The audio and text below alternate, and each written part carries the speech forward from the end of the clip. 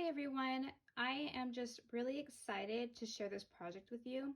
I participated in Mommynme Crafts' very first group swap, and she wanted it to be like this vintage Christmas swap.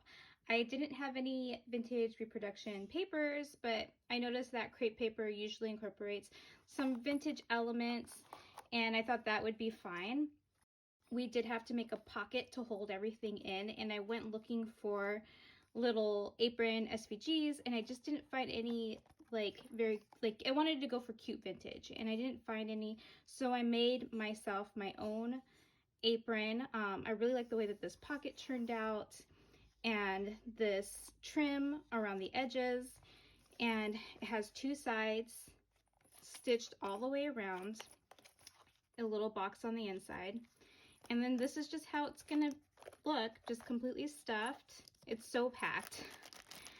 I did incorporate these vintage elements ephemera packs. I found this on Etsy, and I'll provide the link below. And I just really liked the traditional vintage look on this. I didn't have too much room for packaging, so I only incorporated it in my ornament. So one of the things we had to include is either an ornament or an ornament kit, and I went with the ornament kit.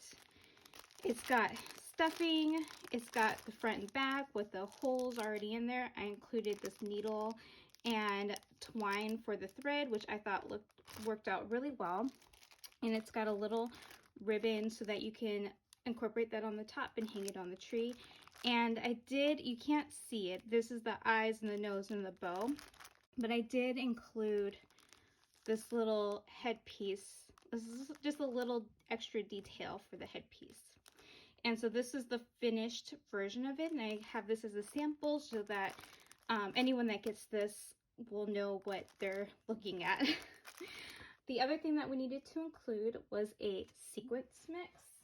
I just wanted to make it look like a sugary candy winter wonderland, and it's got these really chunky bits and pieces here, like peppermints and candy canes, and it's got beads and sequences. So I thought it would be really fun to go with my gingerbread theme and the apron theme to make the box for the sprinkles a little sprinkle shaker. And I included these directions in the back to show how to open the box. So all you have to do is pull up, and then you can just pour the sequence right out. And I also just thought it would be really cute if you took the sequence that I put in there and you use that to incorporate into your doll. So I'm suggesting that everyone decorate and add extra details to personalize however they want. You can do little bead and sequence clusters. You can add little peppermints to the doll and certain, just kind of place them wherever you want. You can add them to the buttons. I just thought that would be a really cute way to personalize your doll just for you. So I'm going to have two versions of these, one in this red and pink and one in this aqua and red. And I just thought they came out really cute. This little gingerbread die that came with this KS Craft Hannah set. Right here, it's like a baking sheet, and it has all these cookies on it. One of the things that we had to include was a card that was gift card size, and so it's just a simple little pocket right here. You put your gift card in there, and I just made this little cookie platter. It says Merry Christmas, and that's in green and pink. And the last thing that we needed to include is a ribbon card, because Patty did a challenge earlier this summer that was all about ribbon cards, and it was so successful she thought it'd be fun to incorporate it into the group swap. She didn't want them too big. I don't know if I meet the size requirements, but I try not to make them too big. This is my actual ribbon card, and I just thought that these ribbons were so cute and vintage inspired, and it's got a little bit of a shaker in the candy canes. And then this is a doodle bug cut file that I got on Silhouette Design Studio, and This whipped cream was actually from a free cut file on Barely Arts. It was their pumpkin spice latte, and I just thought that those two worked so well together. I love this cut file because it looks like those vintage enamel mugs, and just to have like this whole like cute whipped cream, gingerbread, candy cane look to it. The ribbon card did need to have a dangle, so I found those little cookie cutter buttons and I just thought they were like really cute to just add to the ends.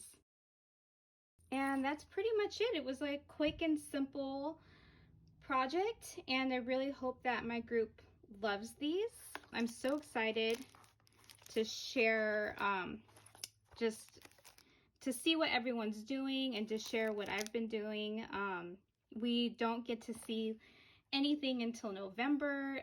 Anyone who sent early, like Patty's been holding out on those videos so that we can all just be surprised together, and I'm just really excited. And that's pretty much it. I really was thinking about the vintage theme, and the reason why I went with baking was because I was started thinking about traditions and something that would have been passed on from, you know, your parents and your grandparents and down the line. And of course, Christmas baking came to mind. The classic gingerbread. I already had this die cut from Alan Hudson, and so I definitely wanted to utilize that in some way. And I just really hope that my group, whoever gets these, they like them, they can enjoy them, and I definitely am looking forward to people making their gingerbread. So hopefully that happens. And I'm really just excited about the way that these pockets turned out. I will be including these on my Etsy site, so I'll provide that link below as well.